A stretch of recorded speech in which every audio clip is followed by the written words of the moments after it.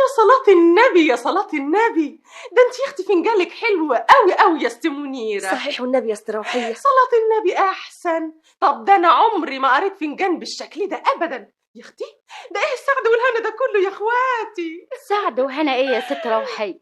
انت بس صدقي الكلام ده يا حماتي. مالكيش دعوة انت يا نوال. ها كملي يا ست روحية. ها شايفة ايه كمان؟ شايفة يا ستي لما انت عتبة جديدة، انما عتبة ايه بقى، كلها زرع وخضرة واشجار اهم. انا شايفاهم قدامي اهم.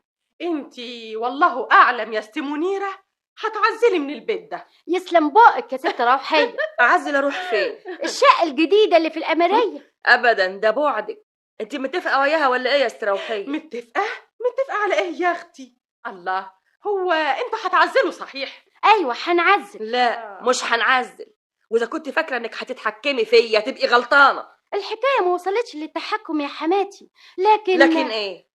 انا مش فاهمة انت جرالك ايه.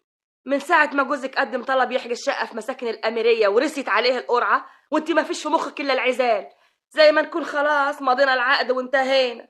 من بقك لباب السما. شايفة يا استروحية بتغيظني ازاي؟ خليكي شاهد عشان لما يجي ابني واشتكي له. الله بقى، وبعدين معاكم يا جماعة، ما تصلبنا على النبي امال. اللهم صل عليك يا نبي. مش كده امال بقى يا نوال؟ الله، ده انا طول عمري بقول عليكي عاقلة. طب وهو انا عملت ايه؟ ما عملتكيش حاجة، بس خلاص بقى فضوها سيرة. تحبي اقرا لك الفنجان؟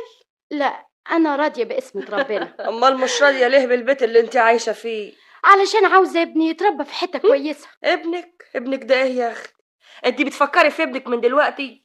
اللي يسمع كده يفتكر انك خلاص هتخلفي بكره، مش لسه فاضلك 7 اشهر طوال عراض. وماله لما افكر في مستقبل ابني من دلوقتي؟ طب يا نوال يا اختي، اذا كنتي متضايقة من البيت ده ما تاخدي عادل جوزك وتعزله في حتة تانية، وهو كل واحد يبقى له شقة. ما هي دي المشكلة، لكن عادل مش عاوز يفوت الست والدته. طبعا مش امه اللي خلفته وصرفت عليه دم قلبها لغايه ما خلته راجل ملو هدومه. مفهوم يا ست منيرة، مفهوم، ما حدش بيقول حاجة، لكن قولولي عادل رأيه ايه شخصيا؟ عادل رأيه من رأيي يا ست روحية، وعاوز يعزل من البيت ده النهاردة قبل بكرة. علشان كده كتب الطلب علشان يحجز له شقة من الشقق اللي بنتها الحكومة في الأميرية. لكن لما رست علينا القرعة مش قادر يعزل، لأنه لازم يقعد مع أمه، وأمه مش عاوزة تسيب البيت. الكلام ده صحيح يا ست منيرة؟ ايوه صحيح. طب هو ده اسمه كلام؟ يعني ايه لازم يقعد مع أمه؟